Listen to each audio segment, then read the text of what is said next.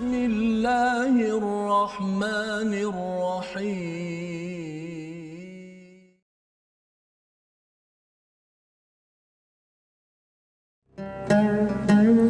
صلاة الله وسلام على من أوحي القرآن صلاة الله وسلام على من أوحي القرآن وأهل بيته الكرام وصحبه لذوي القرآن وأهل بيته الكرام وصحبه لذوي القرآن.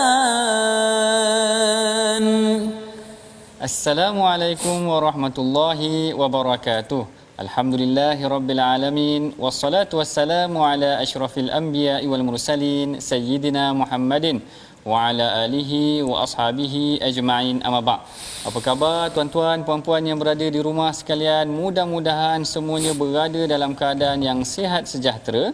Seperti biasa, dalam permulaan program My Hadis Time ini, saya akan mulakan dengan bacaan satu hadis sebagai pengajaran ataupun apa-apa sahaja yang kita boleh amalkan daripada hadis Nabawi sallallahu alaihi wasallam. Hari ini hadis yang diriwayatkan daripada Imam Ahmad, yang direkodkan oleh Imam Ahmad, yang diriwayatkan daripada Abdul Rahman bin Abza. Dia menyebutkan bahawa Rasulullah sallallahu alaihi wasallam kana yaqulu idza asbaha wa amsa. Sesungguhnya Rasul akan membacakan perkara ini ataupun zikir ini pada ketika pagi dan ketika petang. Apakah zikir tersebut? Rasul dikatakan menyebutkan asbahna ala fitratil Islam wa kalimatil ikhlas wa ala dini nabiyyina Muhammadin sallallahu alaihi wasallam wa ala millati abina Ibrahim hanifan muslima wa ma kana minal musyrikin. Kalau kita perhatikan hadis ni, barangkali ramai yang tahu hadis yang kita amalkan pada setiap pagi dan petang sebagai zikir. Kita punya ikrar bahawa kita mulakan pagi kita dengan mengikhlaskan diri atas fitrah agama Allah. Seperti biasa, pada hari ini dengan saya, teman saya setiap hari, Ustaz Husaini. Apa khabar? Sihat, alhamdulillah. Doktor sihat ya? Alhamdulillah. Saya teringat doktor yang kata hadis daripada Nabi sallallahu alaihi wasallam itu disusun juga oleh Imam Hasan Al-Banna. Syahidnya asbahna ala fitratil Islam. Betul. Maknanya Ustaz Husaini rajin baca zikir ni pagi dan petang. Alhamdulillah, doa-doakan doktor. Masya-Allah. Baik. Seperti biasa, kalau dalam perbincangan sebelum ni, perbincangan kita ambil helaian daripada muka surat Al-Quran. Kita cerita tentang kepimpinan yang mana Allah Taala melantik pemimpin daripada kalangan Bani Israel, tapi Bani Israel menolak. Sedangkan Allah Ta'ala kata pemimpin ni daripada kalangan ahli ilmu. Maka dalam perbincangan yang seterusnya kita cerita pula tentang pengikut. Tapi sebelum perbincangan mengenai hadis ini, mari sama-sama kita dengarkan dahulu bacaan yang akan disampaikan oleh Ustaz Husaini kita. Silakan Ustaz. Terima kasih doktor. InsyaAllah tuan-tuan dan puan-puan, ayuh kita bersemangat kali ini. Kita lihat Mashaf pada muka surat yang ke-41 ayat yang ke-249. Kita lihat apakah pesanan Allah Subhanahu Wa Taala untuk sama-sama kita ambil iktibar. Mudah-mudahan insya-Allah. A'udzubillahi minasyaitonirrajim. فلما فصل طالوت بالجنود قال إن الله مبتليكم بنهر فمن شرب منه فليس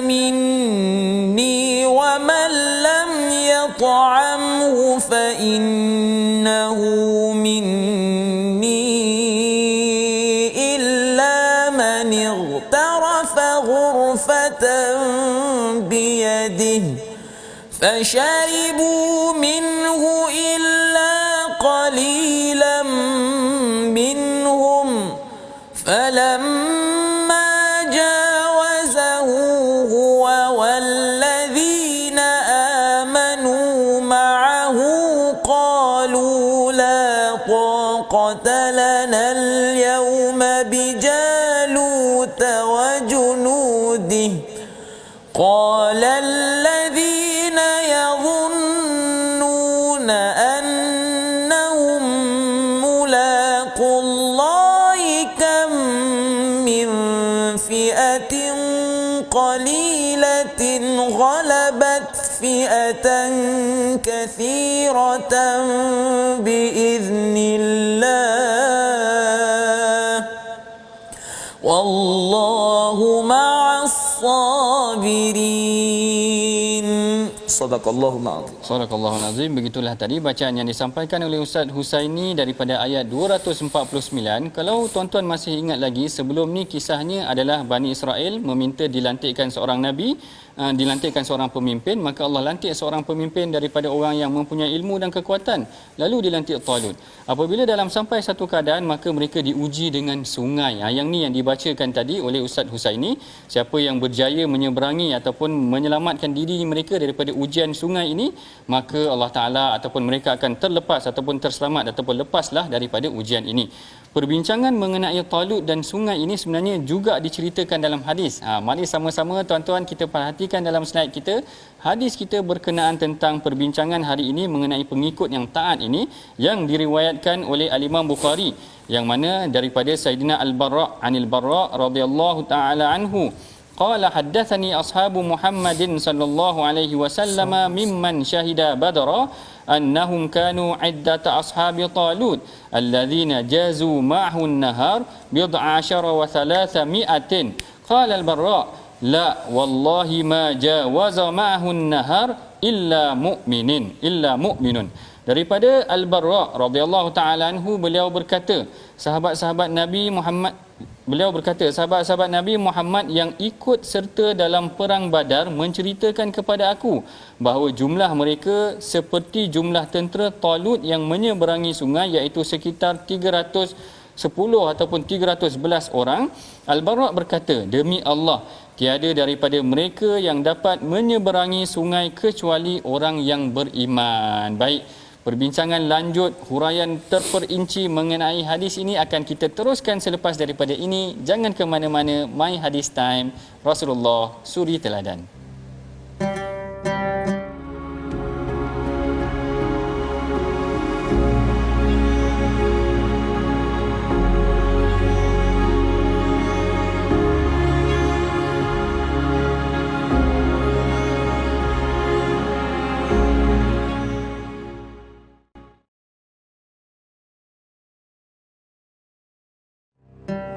Alhamdulillah, tuan-tuan dan puan-puan, kembali kita sekali lagi dalam My Hadis Time, Rasulullah Suri Teladan. Banyak kali kita mendengar nama Nabi sallallahu alaihi wasallam dan banyak kali jugalah kita menyebut berselawat ke atas junjungan besar Rasulullah sallallahu alaihi wasallam. Tuan-tuan dan puan-puan, kita telah pun mendengar hadis yang dibacakan oleh Dr. Sanusi sebentar tadi mengenai dengan pengikut yang taat kepada pemimpinnya. Apa yang dilakukan, apa yang diarahkan oleh pemimpinnya, yang itulah yang dilakukan oleh pengikutnya selagi tidak melanggar hukum syarak. Tuan-tuan dan puan-puan, kita menelusuri, kita tengok siapakah perawi yang telah meriwayatkan hadis yang dibacakan sebentar tadi, iaitu Sayyidina Al-Barra' bin Azib, ya, merupakan seorang sahabat di Madinah, ya, yang meriwayatkan hadis ini.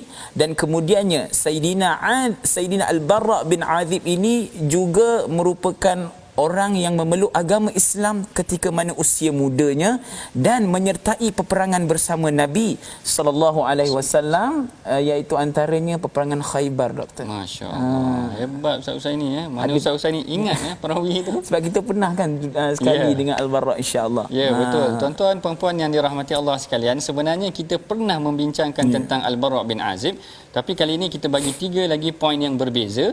Mari sama-sama kita perhatikan dalam slide kita, iaitu perawi kita pada hari ini adalah Sayyidina Al-Barra' bin Azib. Beliau meriwayatkan hadis tentang kedatangan Rasulullah ke Madinah. Beliau banyak berjihad pada zaman Rasulullah sallallahu alaihi wasallam dan juga Khulafa' Ar-Rasyidin, dan beliau telah dilantik menjadi pemimpin tentera pada zaman Sayyidina Uthman. Ini 3 poin utama yang kita bincangkan, kita kongsikan pada hari ini. Poin pertama, kalau tuan-tuan nak tahu, beliau adalah orang yang menceritakan bagaimana datangnya orang pertama ke Madinah. Kalau tuan-tuan masih ingat, sebenarnya yang datang pertama sebelum datangnya Rasulullah adalah Sayyidina Mus'ab bin Umair, iaitu Rasulullah hantar Mus'ab untuk mengajar mereka Al-Quran. Tapi mungkin juga tak ramai yang tahu, Al-Imam Bukhari merekodkan sebenarnya Mus'ab tidak datang keseorangan, iaitu dia datang dengan Sayyidina Abdullah bin Ibni Ummi Maktum. iaitu seorang sahabat yang buta.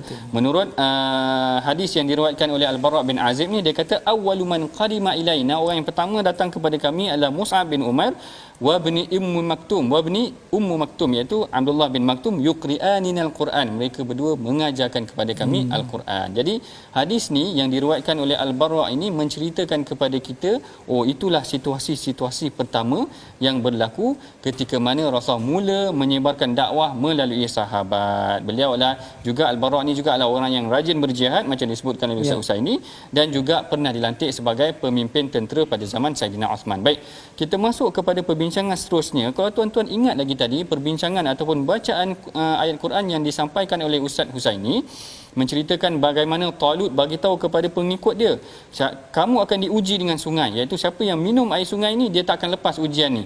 Tak ramai, maknanya ramai juga yang minum sehinggalah bilangan mereka menjadi sedikit. Yang bilangan menjadi sedikit inilah yang diceritakan dalam hadis yang kita bacakan tu tadi.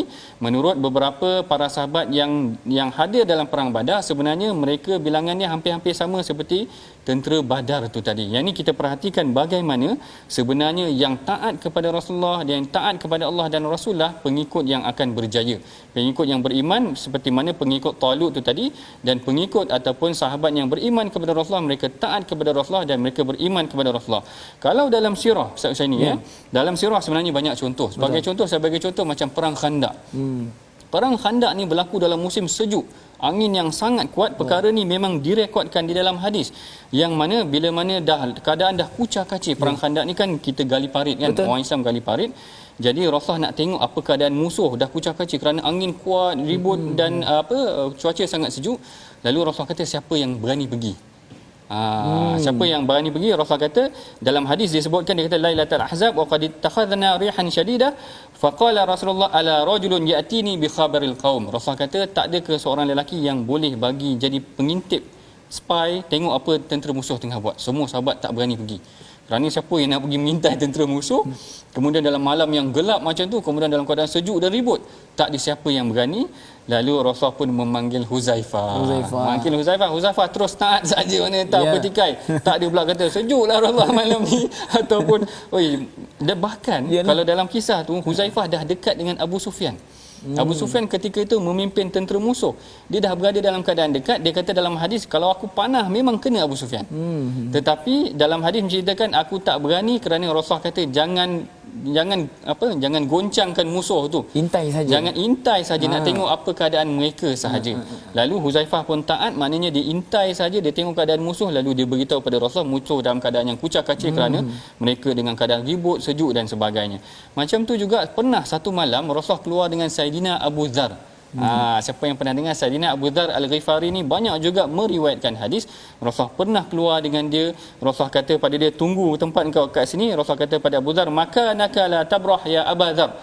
Tempat engkau Abu Dzar, jangan kau bergalih sehinggalah aku pulang, hatta arja', sehingga aku pulang.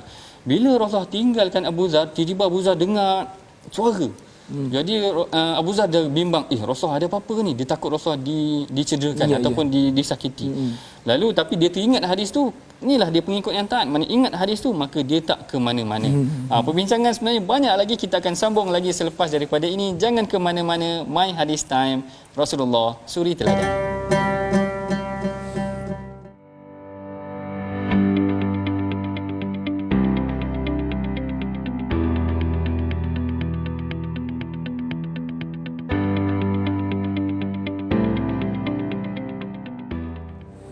Alhamdulillah, bertemu kita lagi dalam perbincangan mengenai tentang hadis pengikut yang taat. Tadi kita dah perhatikan bagaimana Saidina Huzaifah sangat taat dengan arahan Rasulullah. Rasulullah suruh pergi mengintip tentera musuh dalam perang Khandaq, dia pergi intip musuh dalam perang Khandaq.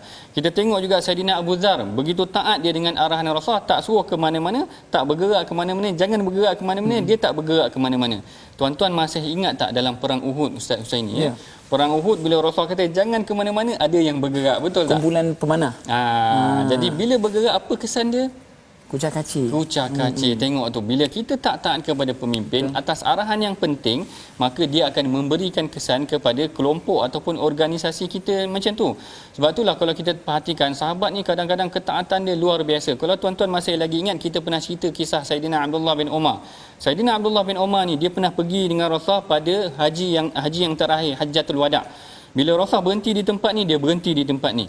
Bila Rasulullah lalu di pokok tu, tunduk di pokok tu, dia pun tunduk di pokok tu. Sehinggalah bila mana Rasulullah dah tak ada, Saidina Abdullah bin Umar masih lagi berhenti di tempat yang sama, di pokok yang sama, menunjukkan dia adalah taat walaupun tidak disuruh oleh Rasulullah dalam keadaan yang sedemikian. Baik, yang ni mengenai tentang ketaatan sahabat yang kita panggil ta'ah mutlaqah, ta'ah yang sangat kuat. Tapi timbul perbincangan pada hari ini, satu perbincangan yang menarik. Kalau kita terlalu taat sangat kepada pemimpin, tak ke kita menyekat kreativiti seorang anak buah tu? Maknanya dia tak boleh persoal ke Ustaz ini pemimpin dia ke macam mana? Dia kalau kita tengok pemimpin ini memang tugas dia adalah untuk mengepalai sesuatu. Betul. Ya? Dan tapi harus ditengok kalaulah arahannya itu melanggar hukum syarak. Ya. Arahannya itu menyebabkan berpecahnya satu institusi dan sebagainya. Dan itulah hak kita sebagai untuk kita bersuara. Ada seorang sahabat juga kalau bersuara kalau apa-apa yang mungkin ada soalan. Tapi kalau kita tengok kita ini bukanlah sekadar orang kata harus taat. Maksud dia harus taat kepada benda yang mendatangkan manfaat kepada agama dan negara. Baik. Bagus sekali pandangan Ustaz ini. Maknanya taat kepada perkara yang benar-benar, maknanya bukan taat kepada perkara yang maksiat. Betul. Dan juga saya suka kongsikan juga kepada tuan-tuan, maknanya bila Rasulullah minta kita taat, tak bererti kita tidak boleh berbincang dengan pemimpin kita. Kalau tuan-tuan masih lagi ingat dalam kes perang Badar, ketika nak menentukan kedudukan perang Badar, Rasulullah meletakkan kedudukan pada satu tempat. Tiba-tiba datang seorang sahabat nama dia Khabbab bin Munzir. Dia kata, ini apakah ini wahyu ataupun strategi engkau wahai Rasulullah? Kalau strategi ni tak kena, maknanya dia bagi pandangan kepada Rasulullah dan Rasulullah terima. Bukanlah bererti kita main taat je, mana tak tentu hala. Jadi macam tu juga dengan Saidina Umar. Dalam kes tawanan perang Badar, sebenarnya Saidina Umar tak setuju ataupun Saidina Umar ada pandangan yang bercanggah dengan Rasulullah. Akhirnya dia menyuarakan sahaja pandangannya dan tak bererti dia mempertikaikan kepimpinan, tetapi dia boleh menyuarakan apa yang dia rasakan, boleh memberi pandangan dan dia tidak menyekat seorang Muslim daripada kebebasan mereka berfikir dan memberi pandangan. Baik. Kita telah pun hampir sampai ke penghujung rancangan. Mari ayuh sama-sama kita tuan-tuan puan-puan kita perhatikan pengajaran dan resolusi yang kita boleh belajar daripada hadis pada hari ini. Yang pertama, kita hendaklah meningkatkan keimanan melalui amalan yang diajarkan oleh Rasulullah. Yang ini diambil daripada hadis yang pertama yang saya bacakan pada awal tadi. Yang keduanya, bercita-cita menjadi pejuang ataupun menjadi pejuang yang taat dan menyampaikan dakwah dan mengangkat ajaran agama. Dan yang ketiga, berusaha menyampaikan dakwah adalah antara cabang jihad. Yang ni sebenarnya diambil daripada usaha yang dilakukan oleh beberapa sahabat ketika mana datang kepada Madinah seperti mana yang kita sebutkan tadi. Baik, seperti biasa di penghujung rancangan ini saya menyeru kepada tuan-tuan, puan-puan yang berada di rumah sekalian, ayuh kita sama-sama menyumbang kepada tabung gerakan Al-Quran, di mana tabung ini kita akan bangunkan lagi, rancakkan lagi program-program pengajian Quran dan hadis kita. Mudah-mudahan dia akan memberikan manfaat dan pahala jariah yang berterusan kepada tuan-tuan puan-puan yang menyumbang, insya-Allah. Baik, seperti biasa bagi memberkati dan memastikan program kita sentiasa mendapat keberkatan daripada Allah Taala, ayuh kita sama-sama berdoa dengan doa yang akan dipimpin oleh Ustaz Husaini kita. Dipersilakan Ustaz. Terima kasih Doktor. Insya-Allah tuan-tuan dan puan-puan, ayuh sama-sama kita mengangkat tangan, bermunajat, memohon kepada Allah Subhanahu Wa Taala supaya diberikan kekuatan di dalam hati kita untuk sama-sama kita beribadat, terus kuat istiqamah dalam agama Allah Subhanahu Wa Taala, insya-Allah. Bismillahirrahmanirrahim. Alhamdulillahi rabbil alamin. Wassalatu wassalamu ala asyrafil anbiya'i wal mursalin wa ala alihi wa sahbihi ajma'in. Ya Allah, ya Tuhan kami menadah tangan memohon kepadamu, ya Allah, tetapkanlah hati kami kepada perkara kebenaran, ya Allah. Ya Allah, ya Tuhan kami, kukuhkanlah hati kami ini ya Allah untuk membanteras segala maksiat ya Allah yang berlaku di sekeliling kami ini ya Allah. Kuatkanlah hati kami ini ya Allah, kuatkanlah hati kami ini dengan Al-Quran dan hadis. Jadikanlah akhlak kami akhlak yang sebaik Nabi sallallahu alaihi wasallam.